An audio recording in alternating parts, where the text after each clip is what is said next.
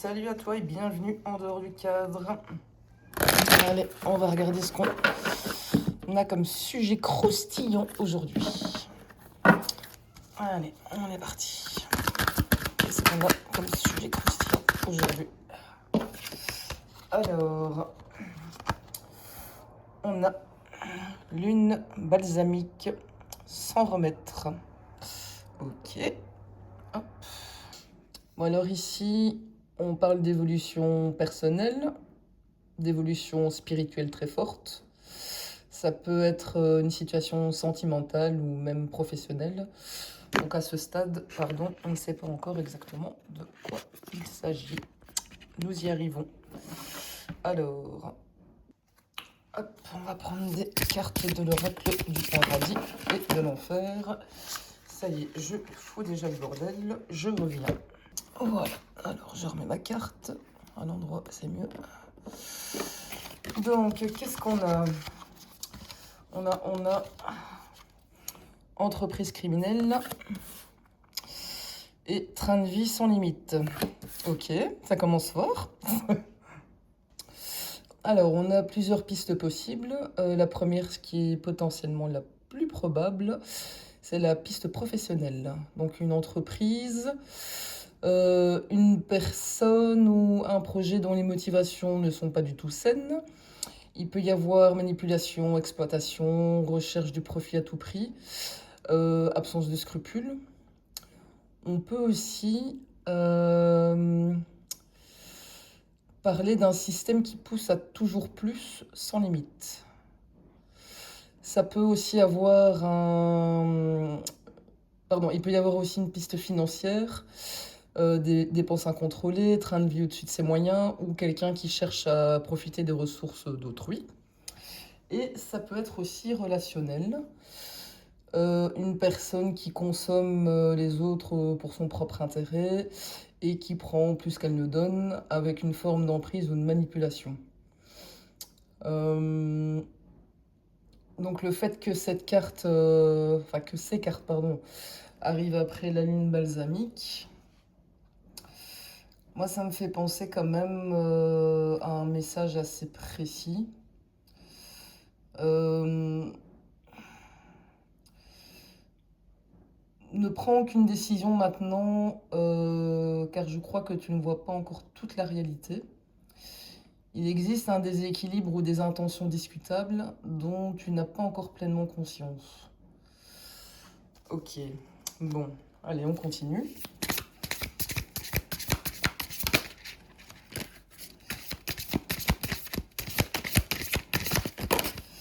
Il y en a deux qui ont sauté. Alors, on a la carte de la perception et révélation. Et on a la carte de la solitude. Ok.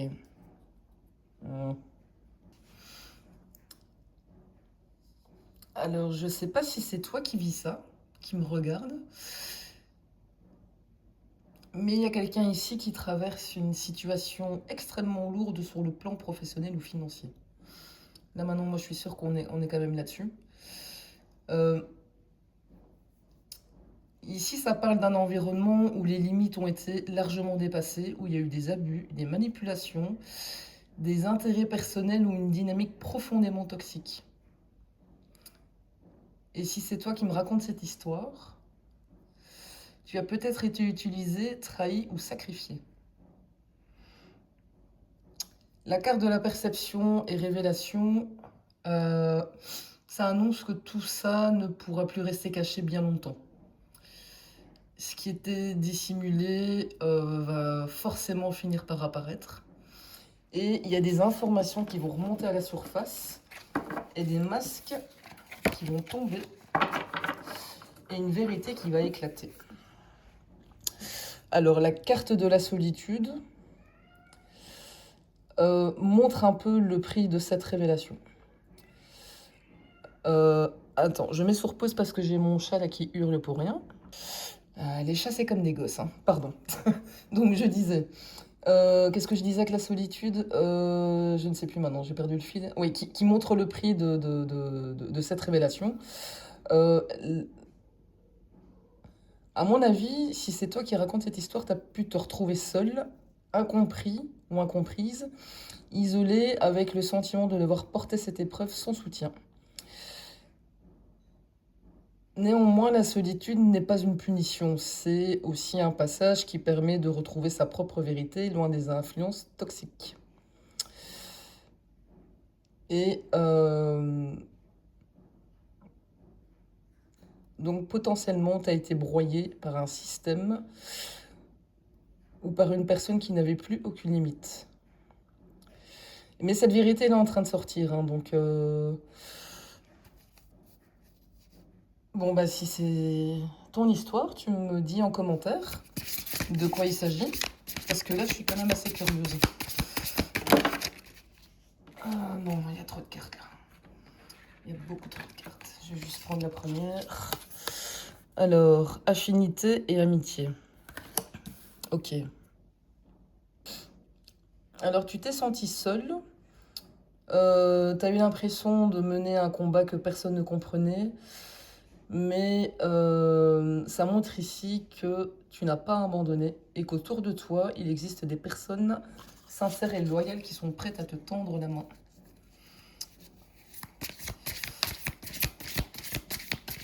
Et donc progressivement, tu pourrais laisser place à un entourage beaucoup plus juste, plus fidèle et plus aligné.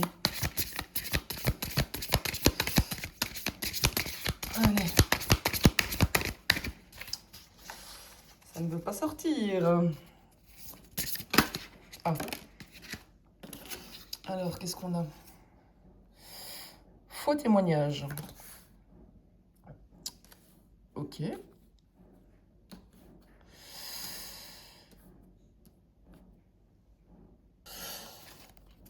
Et en d'autres paquets, j'ai la justice. Alors, le faux témoignage, ça parle de mensonges, de diffamation, de manipulation, de versions déformées de la réalité ou de personnes qui ont cherché à faire croire quelque chose de faux. Alors, ça peut être une accusation complètement injuste, ça peut être des rumeurs, des informations volontairement biaisées ou des personnes qui ont caché une partie de la vérité. Et le fait que la justice soit en d'autres paquets, moi je trouve ça quand même intéressant, parce que pour moi elle agit un peu comme l'énergie de fond du tirage. Donc que la vérité va finir par prendre sa place, que les faits vont être remis dans leur contexte. Il peut être question d'une justice symbolique, morale ou juridique, mais dans tous les cas, ce déséquilibre ne va pas rester éternel. Ok.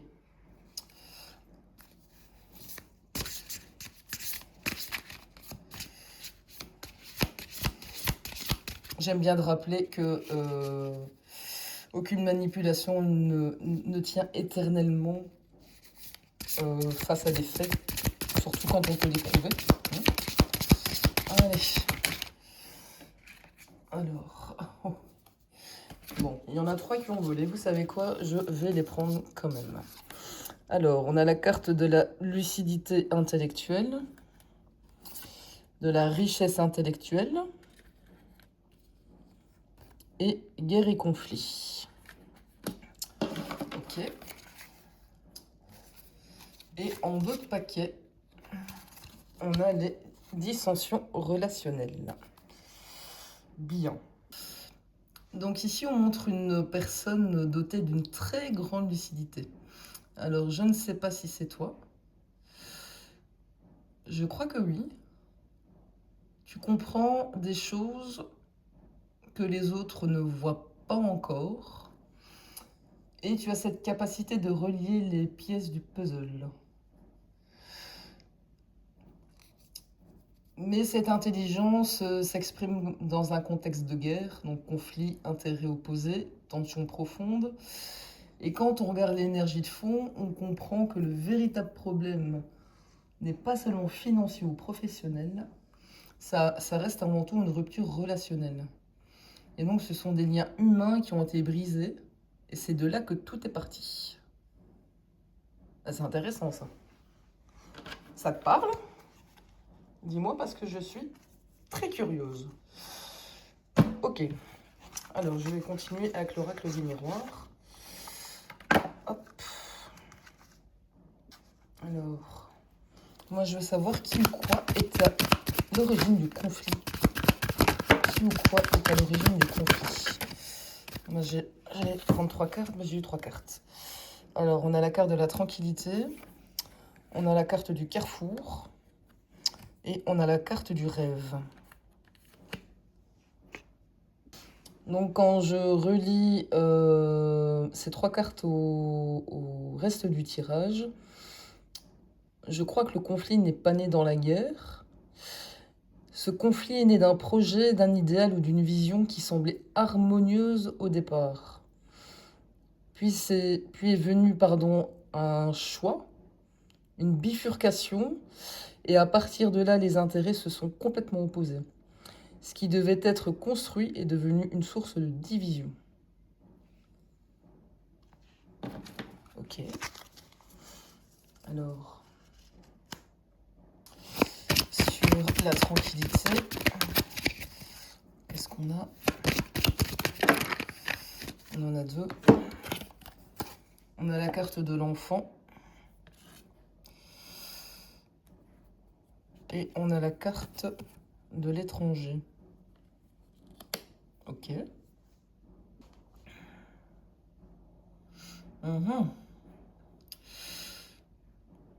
Au départ, il y avait une forme de naïveté ou de confiance. L'enfant, ça représente quelqu'un qui aborde une situation, comment je vais dire, spontanée, avec sincérité ou sans imaginer qu'il puisse y avoir un double jeu derrière.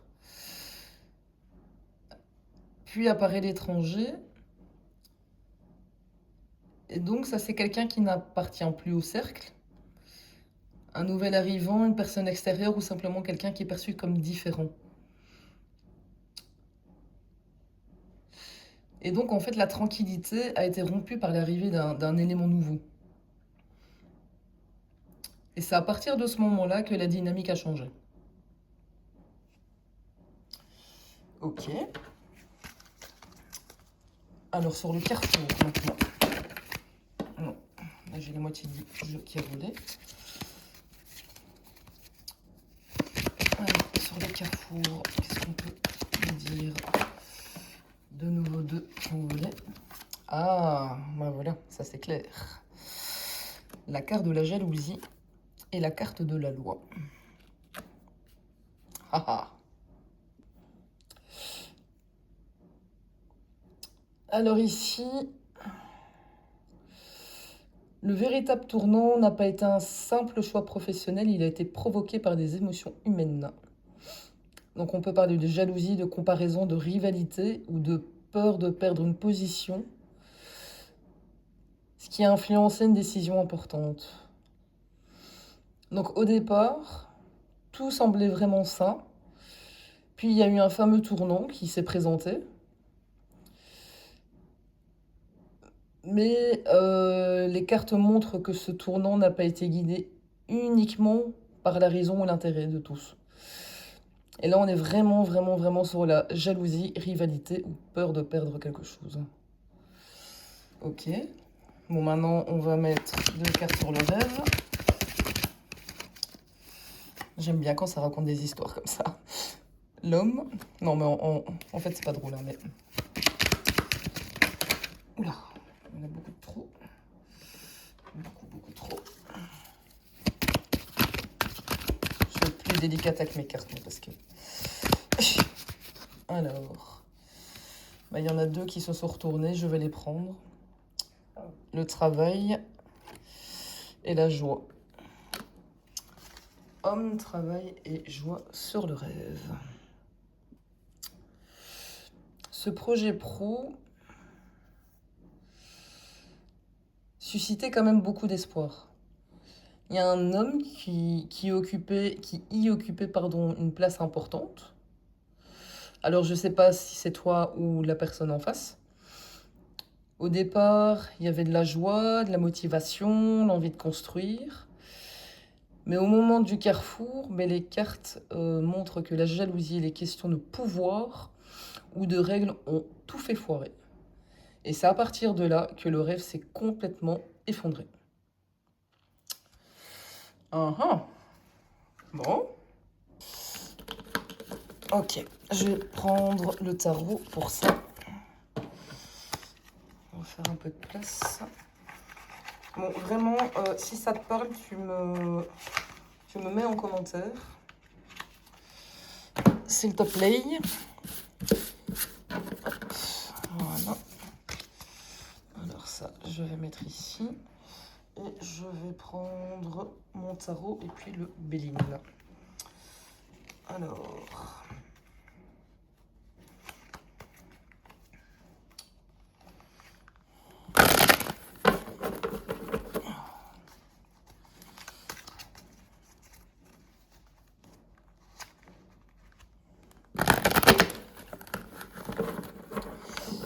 Allez, on va aller voir qui est réellement cet homme. Allez, qui est cet homme?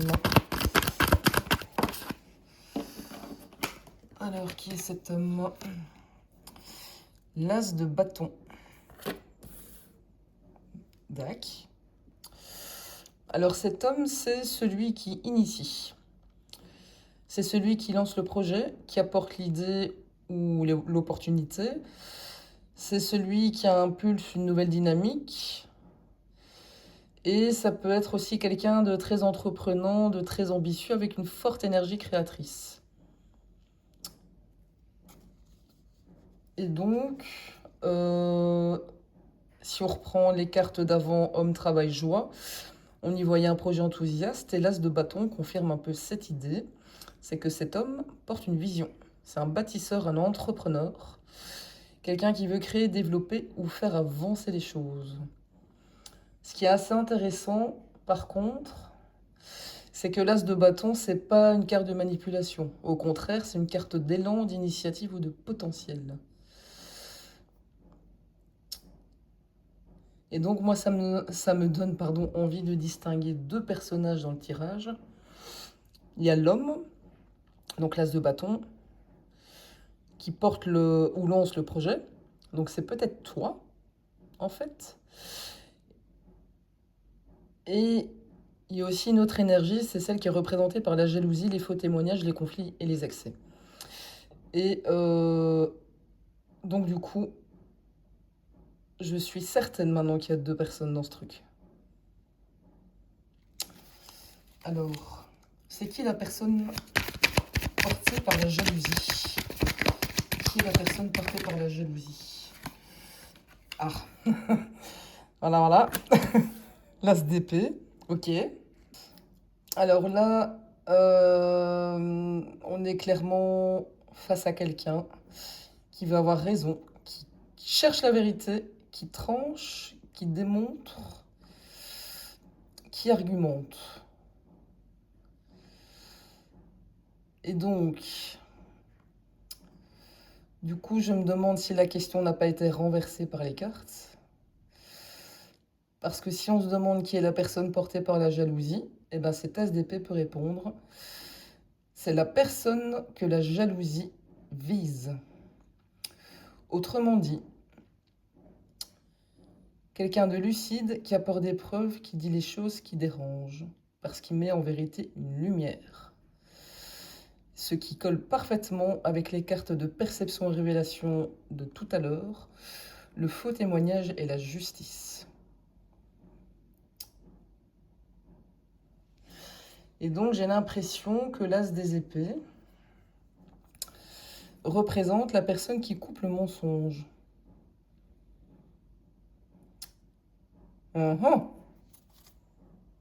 Alors là, j'ai posé la question à 2 balles.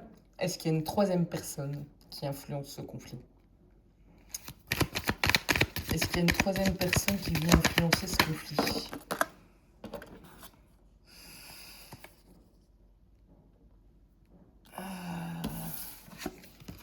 On a le 2 des épées.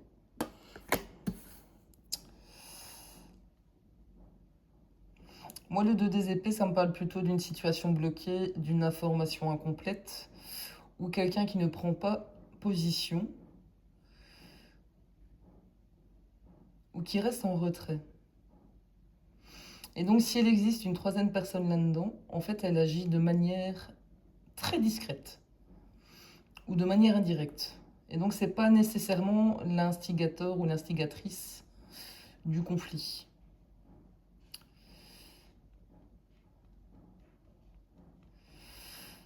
C'est quoi le rôle exact de ce 2 d'épée? Ça m'intrigue, ça. Qu'est-ce qu'on a? On a le mât. Et en d'autres paquets, j'ai la lune.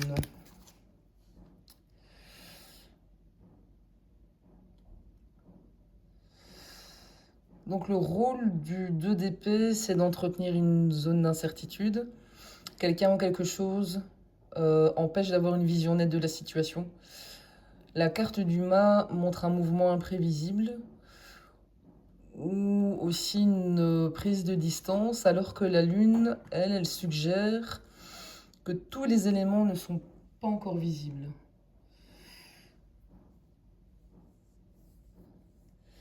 Et donc, la part cachée de l'histoire, ça peut être une personne qui reste volontairement en retrait, une information encore inconnue, ou une dynamique où chacun agit avec une connaissance partielle de la situation. Qu'est-ce qui est encore caché là-dedans? Une vraie série télévisée. Oula.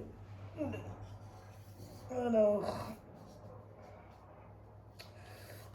je ramasse les cartes.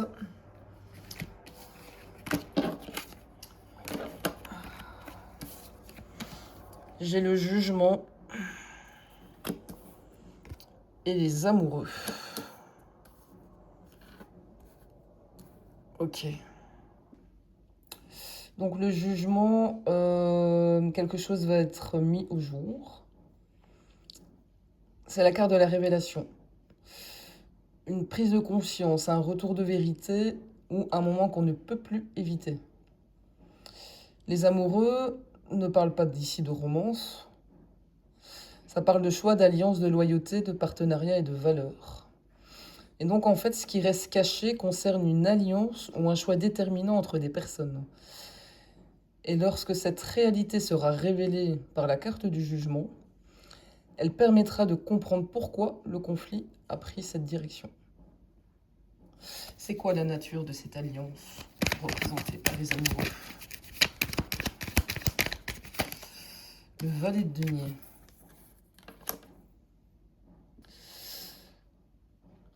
Donc l'alliance cachée n'est pas fondée sur de l'affect, mais plutôt sur un intérêt concret.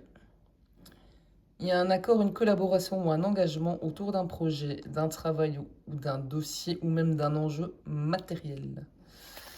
Et c'est quoi son rôle à ce valet de denier dans cette alliance? Le 7 de coupe. Ok. Alors, dans le contexte, il y a plusieurs lectures possibles ici. Le...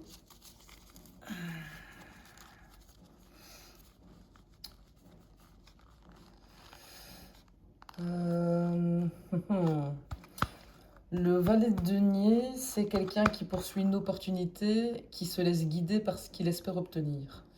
Donc son rôle est lié à une promesse, un projet ou un intérêt, mais tout n'est peut-être pas aussi clair qu'il le pense.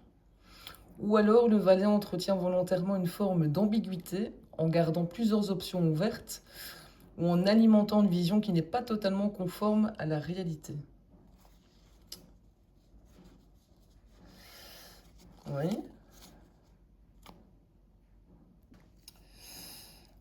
Le fameux 7 de coupe,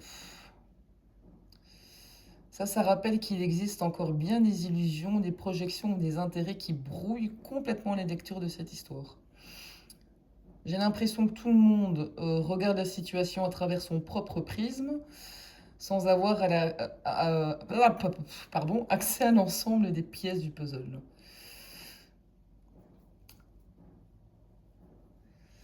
Et donc, les choix, les alliances et les véritables intentions finiront de toute façon par apparaître au grand jour.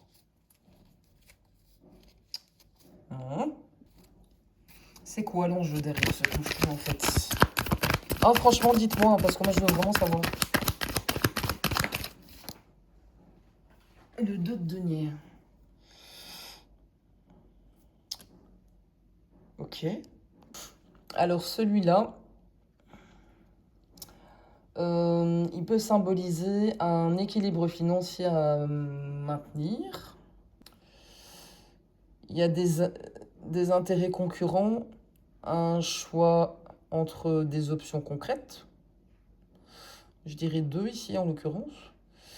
Une adaptation permanente ou une négociation ou un compromis difficile.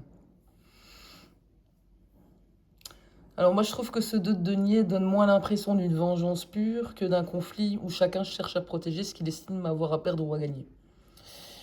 Donc il peut s'agir d'argent, de contrat d'un poste. Ça peut être aussi une réputation, une entreprise ou un équilibre de pouvoir. Mais si c'est toi qui me dis ça, qu'est-ce que tu crains perdre réellement? Non, il y a trop de cartes. Ou qu'est-ce que cette personne en face de toi craint de perdre réellement? Ah, une reine de denier. Là, je crois qu'on touche enfin peut-être au moteur du conflit. Dans un tirage pro, la reine de denier représente souvent une stabilité financière, une position solide, une personne qui gère des ressources ou une entreprise. Ça peut être aussi une figure influente dans le domaine professionnel dans lequel il est ou elle est, parce que ça peut être un homme ou une femme, mais aussi une sécurité matérielle. Et donc, le conflit n'est peut-être pas motivé uniquement par la jalousie en elle-même. La jalousie pourrait être en fait le symptôme d'une peur beaucoup plus profonde que ça.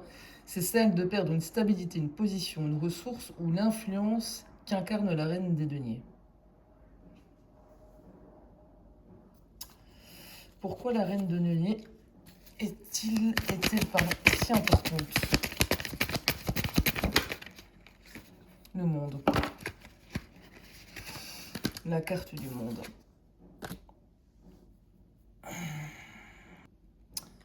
En fait, cette carte de reine de denier, elle a peur de perdre ce qui représente pour elle ou pour lui une forme d'accomplissement ou de réussite.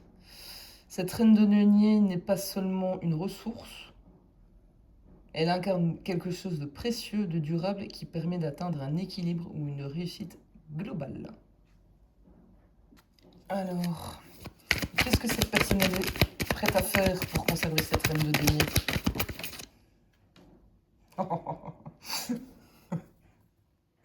Le pendu inversé. Pardon. Et il me semble que j'ai vu une carte qui s'est retournée dans le jeu. Ah. Le diable. Bon.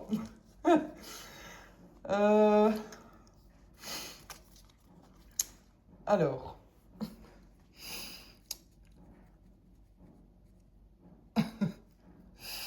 Bon, en lecture symbolique, le pendule inversé, c'est le refus de lâcher prise, l'entêtement et la difficulté à changer de point de vue, et cette volonté de garder à tout prix le contrôle. Le diable, ça représente l'attachement, la dépendance, l'obsession, le pouvoir, quoi d'autre? Ça peut être les intérêts matériels, la manipulation ou peur tout simplement de perdre. Mais si on les met ensemble, ça peut raconter qu'une énergie s'accroche là, coûte que coûte à une situation. Donc on est vraiment face à quelqu'un qui refuse de lâcher ce qu'il considère comme essentiel, même si ça entretient le conflit. Bon, il va se passer quoi si cette personne elle continue à s'accrocher là? À un moment donné, il faut lâcher l'affaire, les gars. Le 10 de bâton. Et ben en gros, cette personne va continuer à accumuler des responsabilités, des tensions et des conflits jusqu'à l'épuisement. Le risque, c'est qu'elle s'enferme dans une situation qu'elle ne pourra plus porter toute seule. Plus elle s'obstine, plus le poids augmente. Et donc le 10 de bâton, c'est la carte du trop en fait. C'est trop de contrôle, trop de pression, trop de résistance, trop de choses à porter. Et surtout, c'est une carte de fin de cycle. Et donc elle montre en fait que cette manière de fonctionner a clairement atteint ses limites.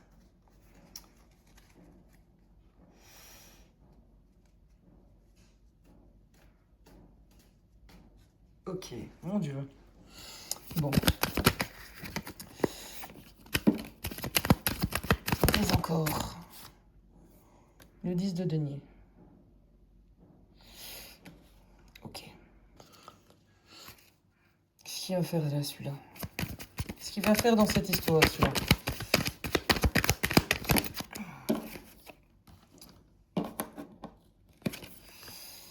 Le valet d'épée et la mort inversée. Ouf.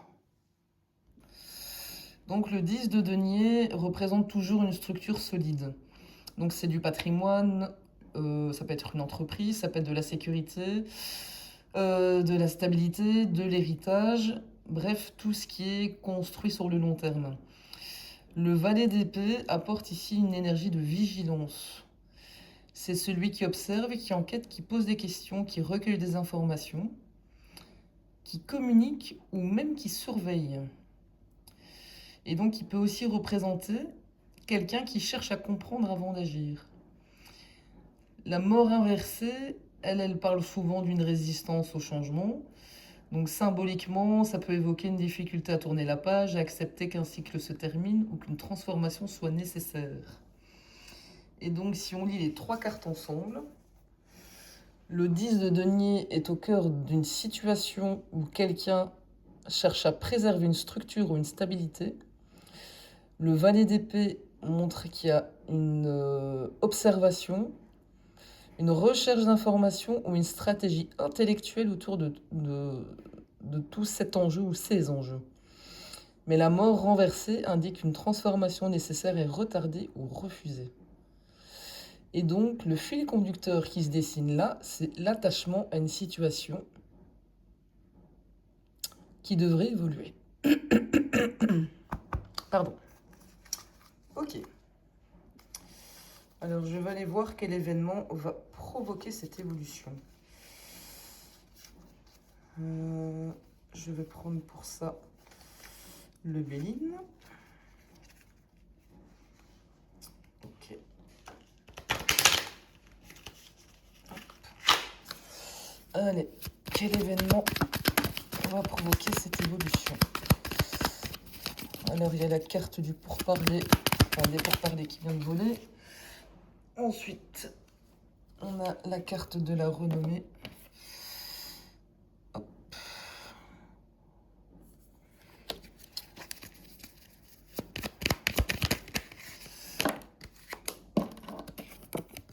Et la carte de la table. Les autres, je ne les prends pas, il y en a beaucoup trop.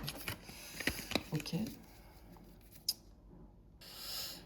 Bon, là, clairement, avec les pourparlers, on sort de l'opposition frontale. Il y aura une discussion, une négociation, une médiation ou une mise à plat de la situation. La renommée, il y a quelque chose qui devient visible. On parle de réputation, de reconnaissance, d'image publique ou du fait qu'une vérité soit connue par plusieurs personnes. Et donc, ce n'est plus ou ce sera plus quelque chose qui va rester dans l'ombre. La carte de la table, ça c'est la carte qui ancre carrément tout le tirage. Donc ça évoque une une table de négociation, une rencontre officielle ou un conseil, en gros une réunion, ou tout simplement le fait que les personnes concernées se retrouvent enfin autour d'un même sujet. Et donc cette évolution sera provoquée quand il y aura une mise à plat de la situation, que les discussions auront lieu dans un cadre où les choses pourront être enfin dites. Et la renommée indique que la vérité ou les faits auront suffisamment émergé pour qu'on ne puisse plus les ignorer, Et la table montre qu'une décision ou un échange concret deviendra dès lors possible. Et je trouve ça intéressant parce que ça tranche avec le pendu inversé et la mort inversée. Là où on nous montrait une résistance au changement, mais les 3/4 du Béline ici montrent le mécanisme qui débloque la situation. Donc, la parole, la confrontation des points de vue ou une réunion où les cartes sont enfin posées sur la table. Et donc c'est une belle histoire, je trouve, de transition entre les deux jeux. Donc le tarot explique pourquoi ça bloque et le Béline suggère ce qui pourrait permettre d'avancer. Et ça c'est beau. Et donc le dénouement, finalement, ce sera quoi? Non, ça c'est la carte de présentation que j'ai oublié d'enlever de mon paquet. Et ça ne va pas. Le dénouement de cette situation finalement. On aura les honneurs. Et on aura... C'est la carte de quoi ça? Le cloître inversé. Et en d'autres paquets, on a le présent. Là. Il y a une idée de reconnaissance, de légitimité retrouvée ou de respect. Symboliquement, la carte des honneurs, ça peut indiquer que quelqu'un voit sa position ou sa crédibilité renforcée. Le cloître... Oh là là, le cloître inversé, on va y arriver. Normalement, ça évoque le retrait, le silence ou l'isolement, mais inversé, il donne plutôt l'impression que ce qui était enfermé s'ouvre enfin. Donc on sort du silence, les échanges reprennent, ce qui était caché circule enfin, et on quitte une situation figée. Les présents d'autres paquets, ça parle plutôt d'un bénéfice, d'une opportunité, ou d'un geste concret, voire même d'un résultat favorable qui découle de la situation.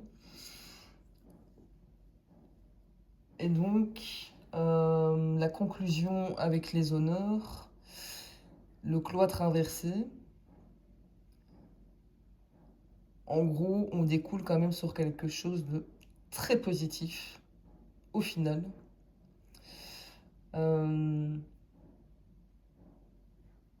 Voilà. Bon, c'est une histoire, on dirait, qui se termine bien, j'ai envie de dire. Tant mieux, parce que à un moment donné, j'étais un peu inquiète là. Mais voilà, écoute, si ça te parle, n'hésite pas à commenter. Et on se voit on s'entend pour une prochaine guidance. Salut!